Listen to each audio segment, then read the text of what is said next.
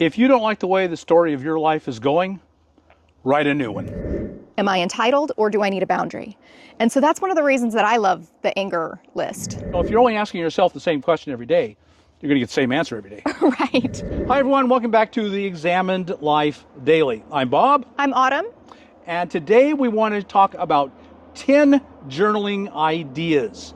Now, we both think that journaling is one of the most important things you can do. So today we're going to talk about 10 different methods. Some of them will work for you, some of them will not. Some of them you'll just think, I'm not going to do that. And of course. And maybe you'll do a combination. Maybe you like this, but you'll only do this once a week, and you really like that, but I'm not going to do it every day. I'll do it every couple days. So we're not prescribing anything.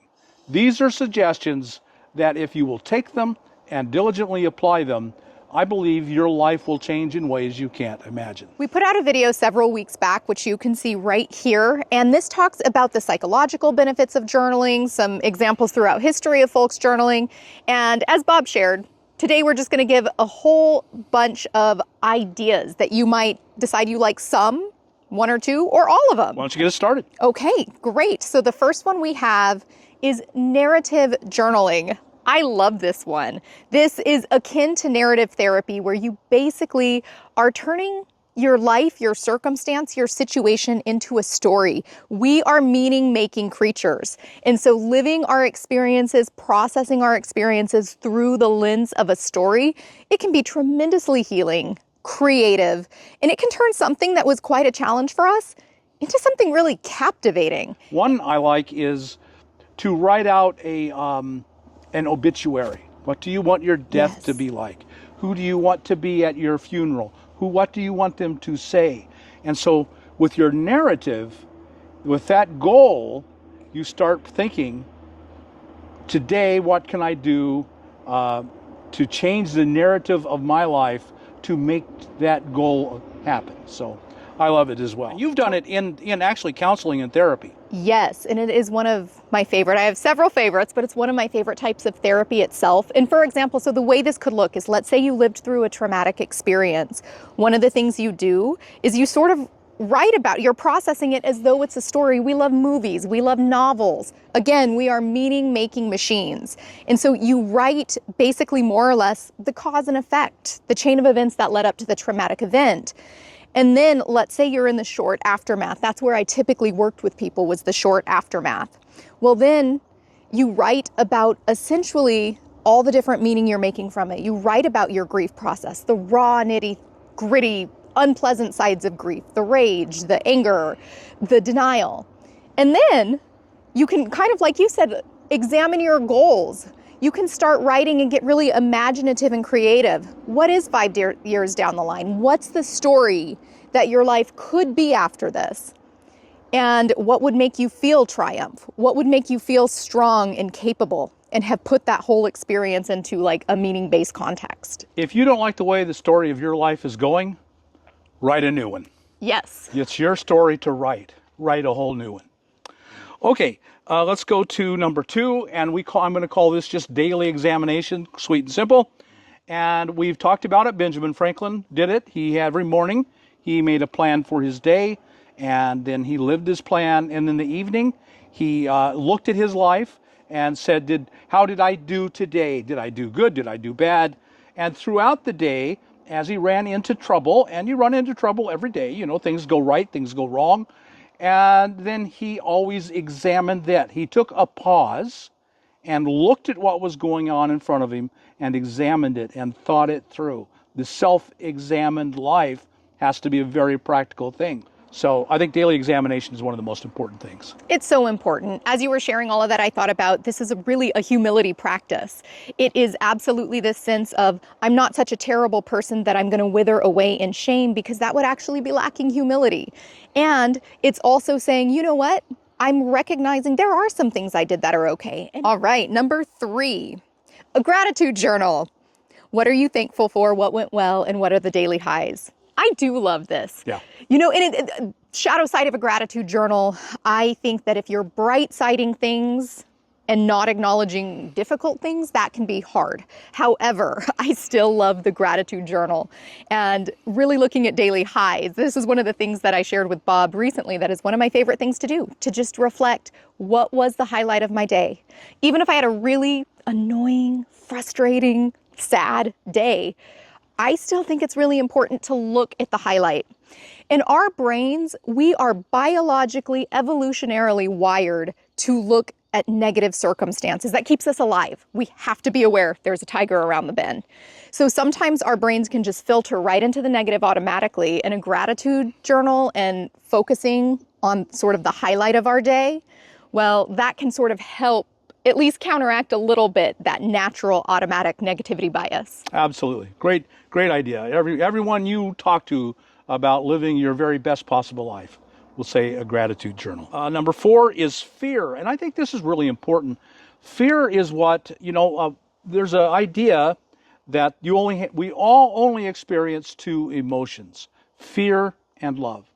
And as a cascade flow out of fear and love are all the other negative emotions, or out of love are all the other positive emotions. I think it's really important to write a fear journal, be aware of your fears, and once your knowledge allows you correction. I know I'm afraid of that. This has happened. I feel the fear. Let me address it head on, face to face. You can tell that Bob and I love the fear list because we've talked about it in several videos. And one of the things that I love so much about it, I feel like it's the delusion buster list. Like our fears can sort of float into the realm of delusion. Yeah. And it just does something so emboldening, saying, okay, what is actual reality in front of me? And then it's not denying and avoiding reality. It's facing it head on and learning I am capable to face it. A phrase I've heard and love is, fear is like an evil and corroding thread that was woven through the fabric of my life. And once I became aware of that it was just everywhere in me, then I could correct it.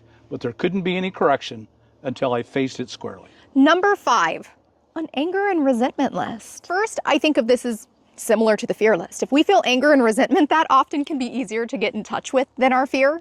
It starts with anger, but fear is always underneath it. And here's how I think of it. Anger can be one of the wisest emotions there is. It can let us know if we're entitled and expecting things that are outside of our control from people or things. Then it gives us a path to let go.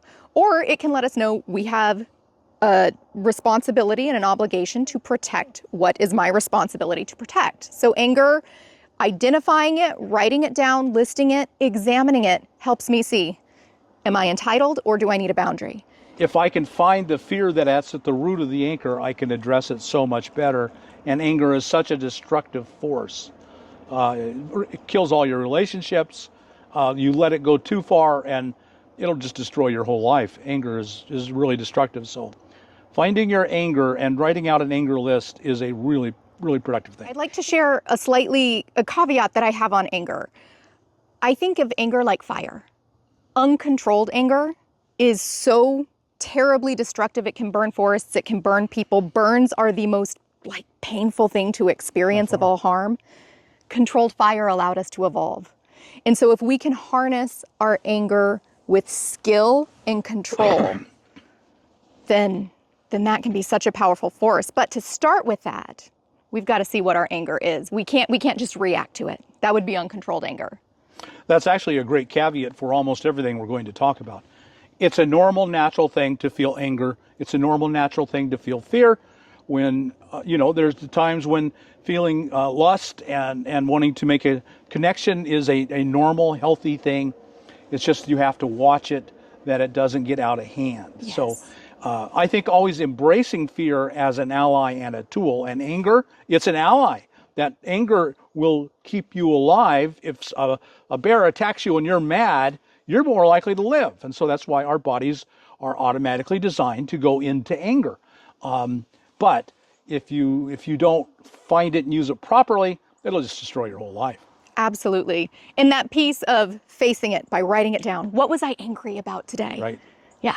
And then you understand it, and you maybe even put it beside you. Put it behind you, and over a period of time, it can be a normal, healthy thing, which it's intended to be. 6. So I said a bit ago that there were only two basic emotions, fear and love, and everything cascaded downhill or uphill from those. I think it's important to have a list to address whether I am being loving and kind. So every night, for a very long time now, I have asked myself, was I loving and kind towards all? That was my primary daily self-examination. And if it wasn't, then do I owe an apology? Do I need to go and make a correction? Saying that I love, and I think we can all live by, you're only as sick as your secrets. And so you got to dig the secrets out. And if I'm being unloving and unkind, then there's a secret down in there I need to find. And so I think this is one of the most important things you can do. Am I being loving and kind towards all? And almost always the answer is no. There was sometimes I was in a hurry, I was just very neutral. You can at least take a positive, kind attitude towards everyone that you possibly can, as often as you can. Number 7, daily prompts. You can buy journals that actually suggest something for you to write about that day. I've seen them with different religious focus. So if you're Christian, if you're Buddhist, for example, you can buy specific journals where you are reflecting on maybe a proverb or just some kind of idea within your faith-based focus. You can also use ChatGPT for this. You can. I use ChatGPT for so much, and you can just say, hey, give me a daily journaling reflective prompt. So it's a way to work on that examination and sort of have a little bit of structure and guidance on the path. It will make you be thinking about things you wouldn't normally think about. You know, we all fall into our own ruts of thinking, and an outside daily prompt can shake you up, and that's the goal. Make you think in a new way you haven't thought. But they're your thoughts. You're filling them in. You're only answering a question. And I think that's just super important. I love that. I had not thought about that with the prompt. But yes, it totally does kind of shake things up. You know, if you're only asking yourself the same question every day, you're going to get the same answer every day. Right, That's the way it's going to work. Number 8 is values and virtues. And, you know, really, I would just say go back and watch our video on Benjamin Franklin. So basically, he kept a spreadsheet. And every day on Monday, he would glance down. He had 13 virtues. And if he failed them, he would put a check.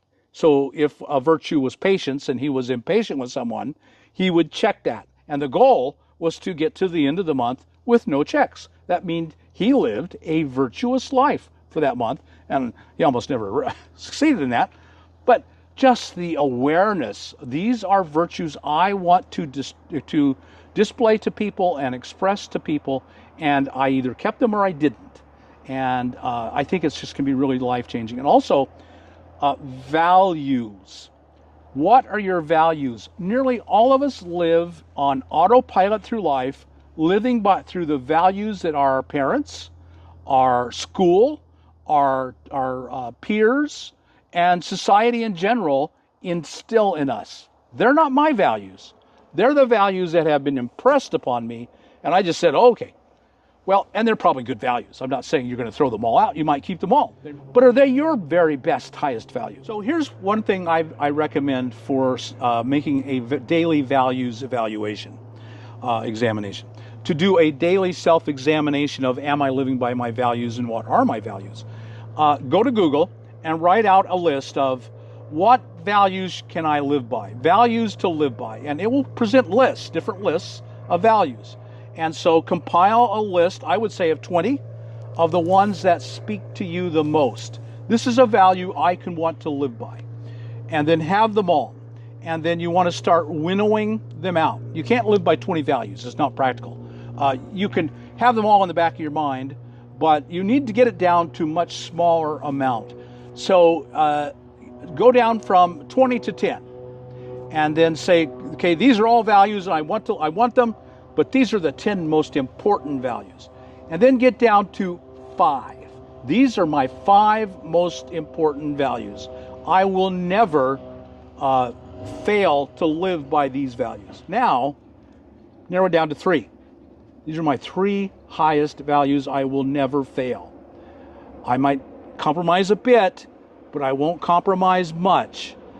And then go to number 1. And this is the value I will never fail.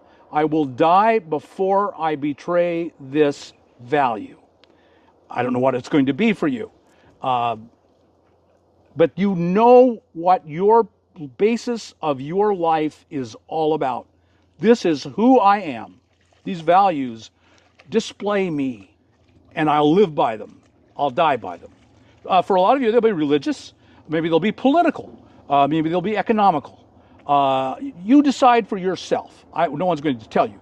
But this is a good way to do it without any structure imposed upon you from the outside. The clearer we are about what it is we value, we can create that intention, and that just can set our life on a different course. It can set our day on a different course to start out, here's an intention I have. And then I love how you tied it to identity, because yes, the thing that we value, and the more and more we value it, the more that we are willing to die for it. And that is the essence of knowing who we are. Number 9, you can journal a problem solution list. One of the things that I love about this is you identify, here's what went wrong today. And perhaps you haven't had the solution. In fact, this is helpful to do if you haven't yet come to a solution. But you have the intention, I am going to focus on multiple solutions. A lot of what we're doing is to allow your subconscious to work on these problems for you while you're not even aware of it. 10. Whatever your spiritual well-being path is, are you following it? Are you on a track? If you were a Christian, maybe every day in morning prayer, you would commit your life to serve God and serve the Lord, and then ask Him to direct it. And then as you went through the day, you would think about the latest Bible passage you read that morning and think, am I following this passage? And then, you get the point. Or if you're a Muslim, or if you're a Buddhist. If you're a Buddhist, are you being mindful through the day? Are you being compassionate? Are you embracing impermanence as you go through your day? These are all questions. Apply your spiritual well-being and have a plan in writing daily for how you're going to apply it. So that's 10, and we're going to do 10 more on another video, so come back then and watch that, and we'll talk about another 10 journaling ideas. What is your favorite prompt of the one we discussed? Or maybe you have a prompt we haven't yet discussed. It might be in the next video, or maybe it's just a great idea to add to this conversation. So comment below, hit that thumbs up button, and be sure to subscribe to our channel. We'll see you next time. Bye, everyone.